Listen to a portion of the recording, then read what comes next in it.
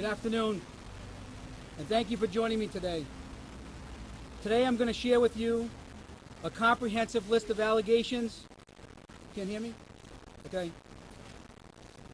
Today I'm going to share with you a comprehensive list of allegations of the involvement of David Cicilline and many of his closest political associates in voter fraud as developed during my ongoing professional investigation commissioned by my congressional campaign. These allegations initially surfaced during my 2010 campaign for Congress. And then, subsequent to my 2012 campaign announcement, the allegations of voter fraud again came to my attention, but this time only more intense and more troubling. I soon realized that what was being alleged was more than run-of-the-mill political dirty tricks. Therefore, rather than pursue a traditional political investigation, I elected to retain the services of TRP Associates, a full-service private investigative agency owned and operated by a team of the retired members of Rhode Island State Police. These former high-level state police detectives bring to their work impeccable personal reputations and professional credentials and vast experience in rooting out public corruption. I am honored to have by my side today and serving as my personal counsel and as a liaison between federal and state law enforcement agencies, former Rhode Island State Attorney General James O'Neill. Throughout my presentation today, please keep this distinction in mind. I did not ask TRP to investigate voter fraud. Rather, I asked TRP to investigate David Cicilline's possible involvement in voter fraud, which is exactly what they did. In other words, the common denominator that runs through the vast majority of the mountain of evidence that TRP gathered is David Cicilline. The reason why I ask you to join me here today is to share a comprehensive sampling of David Cicilline-related voter fraud evidence generated by the TRP investigation and delivered upon their requests to the Federal Bureau of Investigation and the Rhode Island State Police. Neither of those law enforcement agencies have the slightest interest whatsoever in my political fortune or anyone else. The principals of TRP do not approach matters lightly. Their reputations as world-class investigators rest in part on their unwillingness to inflate or otherwise miscategorize their work products. What you're about to hear is not political campaign rhetoric. It is not gossip. It is evidence of conduct that compromises the very core of the electoral process. As a result of TRP's painstaking investigation, I can now share with you how individuals are paid to vote for certain candidates, how individuals are paid to vote multiple times at different polling places in a single day, how individuals are paid to impersonate actual voters who will not vote in a given election, how individuals are registered at business addresses, how individuals are registered at abandoned buildings and vacant lots, how individuals from out of state are driven by vans to vote at multiple polling places, how mail ballots are compromised, how electronic voting machines are compromised, how deceased voters somehow managed to vote. When the initial evidence was gathered, TRP contacted the U.S. Attorney General's office and secured a meeting at which the evidence would be presented. Before the meeting could take place, the FBI contacted TRP and requested an immediate meeting to discuss the matter. At that meeting, TRP turned over the evidence to the FBI. As I speak, TRP's investigation continues. Additional evidence is being developed. The proper authorities are being regularly updated. Last week, I was contacted by Colonel Stephen O'Donnell, Superintendent of the Rhode Island State Police. I met with Colonel O'Donnell as recently as yesterday, and I am grateful for his assistance. It is now time to read to you in its entirety a brief but damning statement by a person who enjoyed a unique, panoramic view of how intimate political associates of David Cicilline, some of whom are on his congressional staff to this very day, are being paid with our tax dollars allegedly conspired to commit voter fraud in support of their employers' candidacies for public office. Understand, when I quote from witness statements such as this one, I am quoting from sworn statements made under the pain and penalty of perjury. In other words, you're going to hear testimony given under oath, the same oath taken by witnesses in court proceedings. All of these statements have been submitted to the federal and state authorities. It's in the truck. First statement in its entirety. In 2002, I was a volunteer for Cicilline for Mayor campaign. I worked daily in the campaign office. The night of the election, I was working at the campaign headquarters. The following is a list of things that happened during election time and the days leading up to election night. On the night of the election, I was in charge of 12 passenger vans that left, excuse me one second.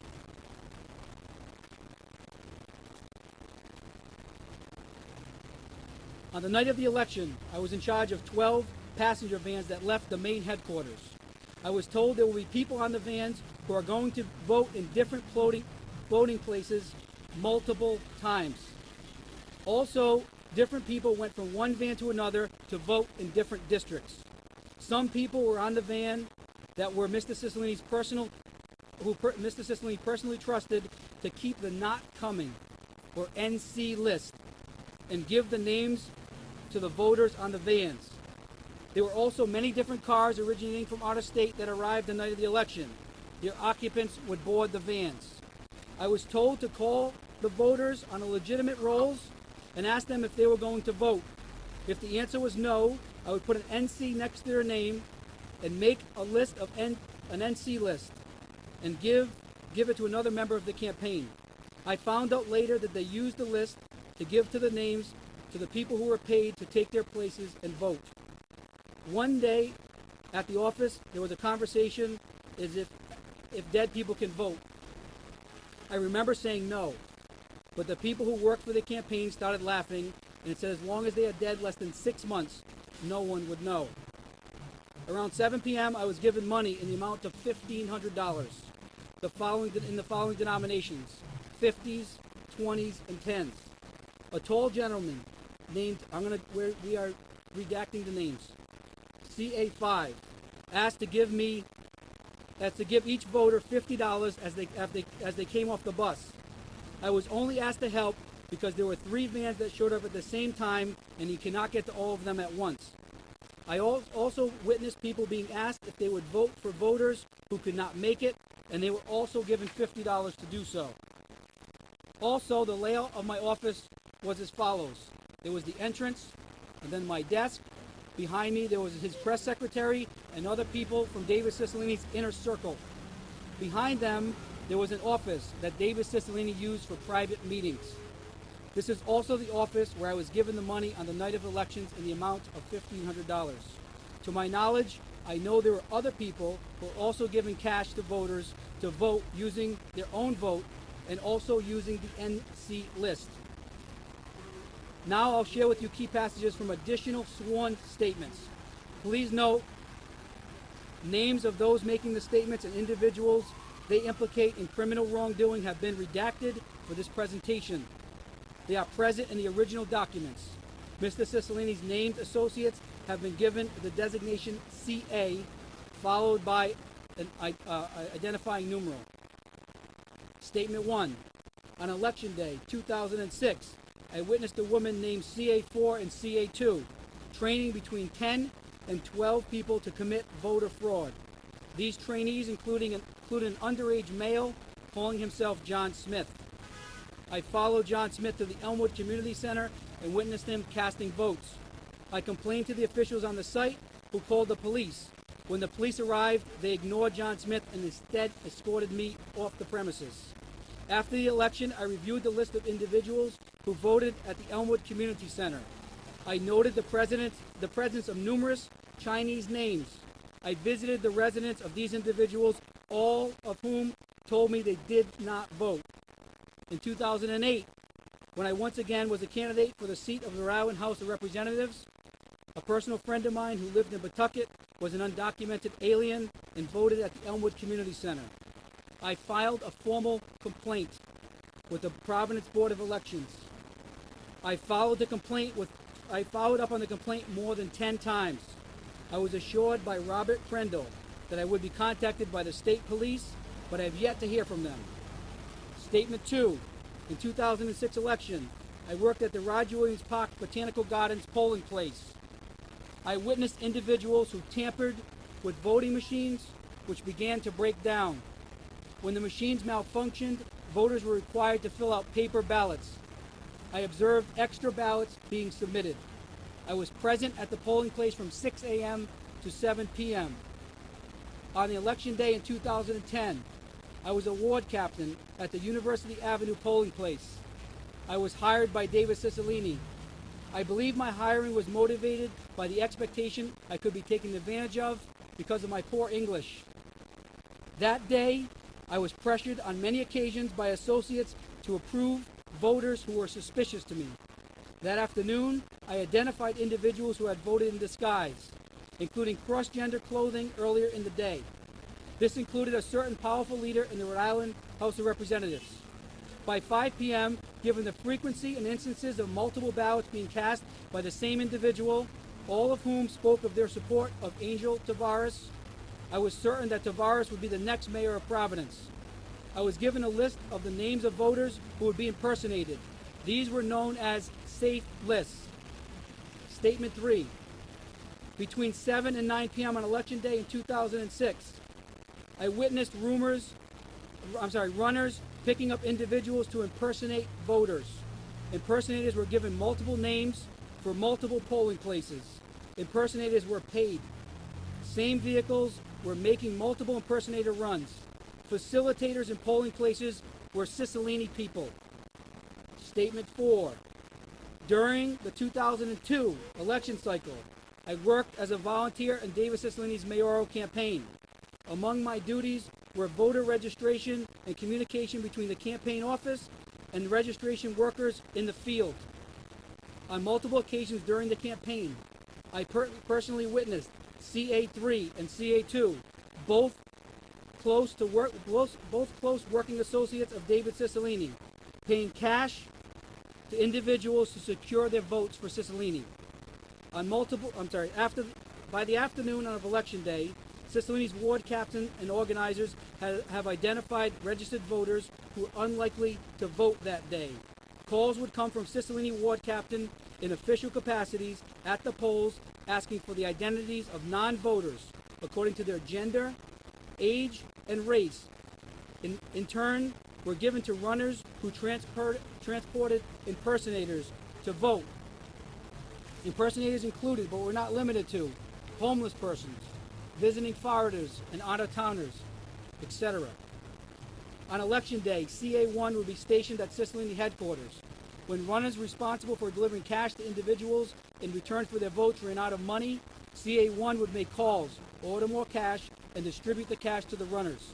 Impersonators, who in most instances lived near or in New Bedford, Massachusetts, were transported by bus to Providence to cast votes. Most voter impersonators took place after 6 p.m. when it was clear that certain individuals whose identities they were to assume would not vote. In many instances, a single impersonator would be transported by Cicilline operatives to vote at multiple polling places. To my knowledge, certain non-citizens who have impersonated voters for cash on Election Day received various benefits, which in some cases included city jobs in Providence. On numerous occasions while at Cicilline headquarters, I overheard serious conversations of how to rig voting machines. The 5 statements I have just presented to you represent a small, very small, sampling of first-hand evidence developed by TRP. Testimony from these and other witnesses exists in written form, on audio, and on videotapes, the product of a sophisticated electronic and human surveillance operation to confirm the contents of sworn statements. Multiple videos contain clear evidence that mail ballots have been and are being bought by the Cicilline campaign and other local, state, and federal campaigns. All of it in the hands of the FBI and the Rhode Island State Police. And all on all the Cicilline-related material directly responds to my initial assignment for TRP to investigate David Cicilline's possible involvement in voter fraud. Now let's move on to the documents where individuals are registered to vote illegally. In your press kits that we'll be handing out at the end of the press conference, you will find samples of dozens of reports that we have generated demonstrating how individuals are registered to vote in violation of the law at abandoned buildings, vacant lots, and businesses. One of these addresses is the location of David Cicilline's campaign headquarters. Based on the information that I've shared with you today, and with the yet undisclosed balance of the TRP generated evidence in mind, I ask that on the behalf of the people of the state of Rhode Island, that the following actions take place immediately. I request that the Federal Election Commission immediately intervene to ensure free and fair elections in the state of Rhode Island. Reasonable persons with access to evidence generated by the TRP investigation will no doubt conclude that absent FEC intervention, Rhode Island's 2012 elections will be compromised. Please note that I formally made this request in a letter dated August 17th and addressed to Carolyn Hunter, Chair of the Federal Election Commission. I request that the Rhode Island Board of Elections freeze all mail ballots until they can be individually verified, provide enhanced security to all District 1 polling places to guard against voter fraud activities as outlined above and in any other form. Immediately calibrate voting machines as mandated in our state's public record law, and I formally requested in correspondence dated August 14th and addressed to the Board of Elections Chairman Frank Rigo. Immediately secure voting machines immediately after the polls close. I request that the Rhode Island State Police provide protection to all witnesses, current and future, who step forward with courage to aid in our investigation. I'll close my remarks today by answering, before it is asked, what I suspect is be your first question. It is a valid question. I owe it to the people to provide a complete and honest answer. In my opinion, have I presented today smoking gun evidence that David Cicilline has committed criminal acts relating to fraud? My answer, based on the results of the ongoing TRP investigation, is a resounding yes. In virtually each and every instance of voter fraud documented by TRP, we find that David Cicilline's closest political operatives and allies, two of whom are on his congressional staff this very day, being paid by tax dollars, yours and mine, as they orchestrate and facilitate potential voter fraud and criminal acts. I reiterate, the common denominator of all criminality is the specter of David Cicilline. To my mind, and certainly to yours, there are two, and only two explanations for this. Either David Cicilline, beginning in 2002 and continuing to this day, knowingly committed voter fraud on a massive scale, or David Cicilline is so incompetent a leader that he cannot recognize the massive levels of criminality taking place before his very eyes. Either way, David Cicilline has shown himself unfit to serve in the Congress of the United States. That being noted, let me be absolutely clear. It strains the credibility to the breaking point to accept that David Cicilline, an experienced and celebrated criminal lawyer who for years has touted his credentials as a reformer, could have remained ignorant to the criminal acts being perpetrated all around him for his benefit for a decade. For the past 2 weeks, I have walked a very fine line between two profound, and in this instance, compelling responsibilities. I am obliged by conscience to protect the integrity of ongoing criminal investigations being conducted and being contemplated by the federal and state law enforcement authorities. I am obliged by conscience to inform the people of Rhode Island about the character of a man who currently represents them in Congress. As a result of walking this line, I may leave you today feeling that you need to know more. I hope that is the case, and I hope that you all press for the answers that you seek. You should know that the TRP investigation of possible David Cicilline voter-related fraud has naturally expanded into areas of possible criminal conduct that, if revealed, would shock and even sicken you. In saying that, I do not mean to minimize the severity of voter fraud. What David Cicilline and his associates are alleged to have done in the area amounts to a direct attack on our democracy. In closing, I wish to express my gratitude to the Rhode Island State Police for their ongoing, tenacious investigation of these matters. I am grateful for the principals of TRP Associates, whose personal honor and professional excellence cannot be overstated. Jim O'Neill is providing invaluable counsel as we conduct an extraordinarily complex investigation, and I am honored to have him by my side. But my most heartfelt gratitude is reserved for those members of the minority communities, many of whom are here right now. For a decade, minorities in Providence have lived in fear of the many individuals I've referenced today. In my view and theirs, they've been preyed upon by David Cicilline and his associates, who have taken advantage of their terrible economic and social circumstances that plague too many minority communities in order to preserve their own wealth and power. No more. Members of the minority communities have demonstrated almost unbelievable courage in coming forward today to say enough is enough. The individuals who are cooperating with the TRP investigation are doing so with certain knowledge they are putting their lives on the line. Your selfless actions will long be remembered. They are actions of true American patriots. I have one more request to make of everyone within the sound of my voice.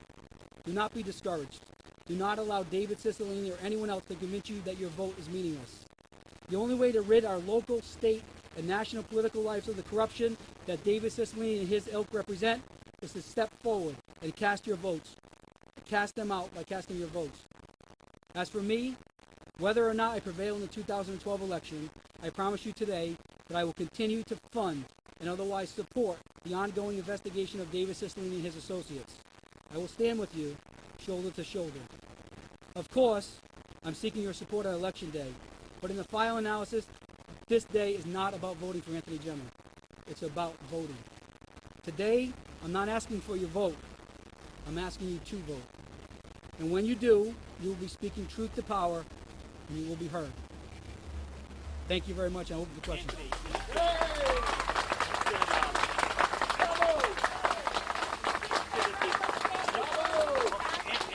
Anthony, you said at the beginning of your statement. Yes. You said at the beginning of your statement that allegations surfaced in 2010. So what you're basically telling everyone here is you waited 2 years to bring this to the surface. And if all this turns out to be true, aren't you just as complicit by waiting until it was opportune for your campaign to bring it? Tim, I don't believe so. Here's what I believe. There's so many rumors that come to you when you're running for office. And my opinion is that they didn't amount to, it was just on the surface. It amounted to something I should think about, but I didn't realize until I came here. And many of this was on the south side. I started campaigning mostly on the south side first. That's when many people are coming forward to me, telling me about the problems. These people are coming to me crying. This is real. They're hiding in their attics with weapons because they're afraid. That's what really happened. And I started to realize it was real. They're afraid. There is a cloud of intimidation, whether it's job threats, whether it is monetary threats, whether it is associated family threats, whether it is actual physical violence to them, perpetrated on them, because they are afraid of the corruption that exists. And you have to encourage them. Here's what I'm going to say this to the media. Hold on. I am fair enough. Hold on. Okay. Fair enough. Let me say this. That these people that are coming forward, they're stepping forward with courage. We have to help them. You shouldn't be attacking people that are coming forward. You shouldn't be attacking people that, especially in the press. You should encourage their statements, and the police should protect them to come forward and tell the truth. I know the truth. Listen to these people. They know the truth that's here. They know it. Stop pretending. Yes.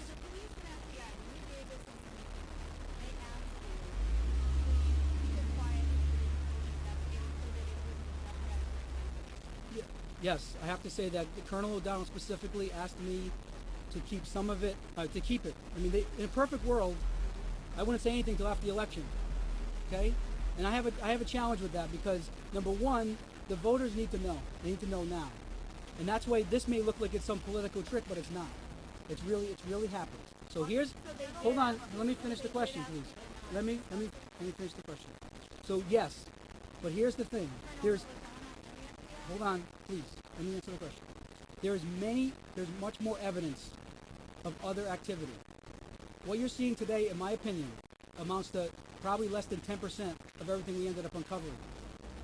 So I am protecting much of the other investigations that are probably ongoing, and they may not want me to say that, but that's the truth. My integrity is on the line. I didn't call you all here today to make this a big circus event. I called you all today because I have researched and I have spent the money to investigate. The people that are down here, the people mainly on the south side that have been taken advantage of, talk to them. You as the press, you should go out individually, follow some of these people. Okay, you should do. Listen, hold on. Fair enough. I have to protect those that want to be protected. If there are people that want to come out, and I'm sure they will, based on today, everybody that's in this statement that as in this statement is here today. Everybody.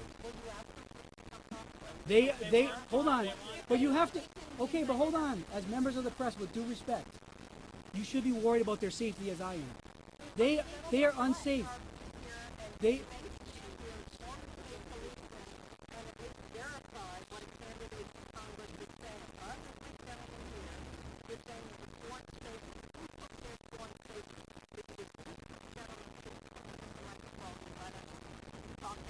So I don't know if you want to speak that the statements were sworn. It was sworn by an attorney that is not here today.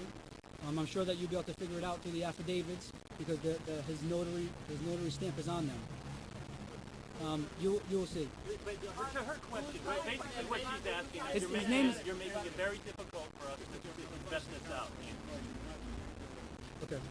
You're making it difficult to vet it out, so why not let the law enforcement investigate this and finish it, then hold your news conference? Because here's what happens.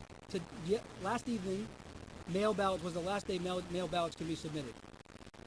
It was our belief that many fraudulent mail ballots were going to be submitted up to last evening. The reason that we telegraphed this event today, one of the many reasons that we waited a week, was to put Mr. Cicilline and his associates on notice that we are watching daily the submission of mail ballots. What I believe has happened, and I don't know what was submitted up to last evening, is they would be crazy to submit mail ballots, fraudulent mail ballots, after the telegraphing of this event today, knowing that federal authorities were involved and state authorities were involved. But let me say this, that mail ballots is just but one small piece of the voter fraud that I'm describing to you today. And voter fraud is but one small piece of the overall fraud and criminality that's happened here in Rhode Island. And what I've learned is this. I'll say this.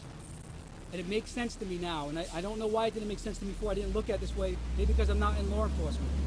The corruption in our state, and probably across the country, but I'm going to talk specifically in our state, it must exist by getting the right people in office so that they can perpetrate the corruption that happens below them. If I get in office, I won't be manipulated. And once you get good people in office, they can't be manipulated. But that ruins everybody else's chances of soliciting the corruption. No. They're not.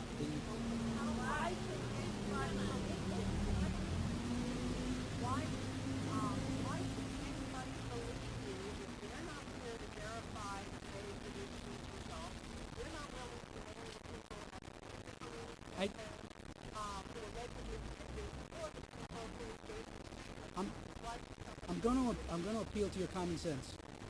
The people that know me in the community know that my integrity means a lot to me.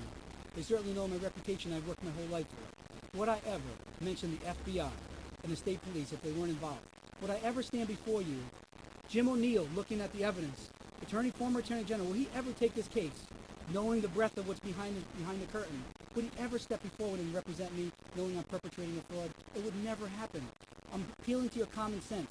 We have a lot on the line. I recognize this is a political season right now. But really what's on the line is I have to protect these people. That's my number one obligation. I also have to protect Rhode Island to make sure that the election is fair. If this happened after the election, those that are elected right now and those that are about to be elected, and this fraud continues to perpetrate, there'll be people that are in state office, state senators and state reps, most likely, as well as local elected officials, that frankly do not belong there. Anthony, you're making claims. I am focused. I've given you so much information. With due respect, hold on. I understand that, but I am focused on protecting. I am focused on one thing. Please, due respect. I cannot confirm or deny that. You won't deny that I'm not, I don't, What other evidence do you have Yes. other than Is anyone here that'll come forward any and other make evidence? no Do you have evidence statement? other Is there anyone here that made those statements? just say this, let's say this, you're all great investigators, many of you. Please, reach out to the community. Do it anonymously. They will tell you. There's many people in this community that will tell you, if you ask them to tell you anonymously, you will see the scope and breadth of all of the deception and all the intimidation that's happening right here on the south side. You don't have to go very far from this road.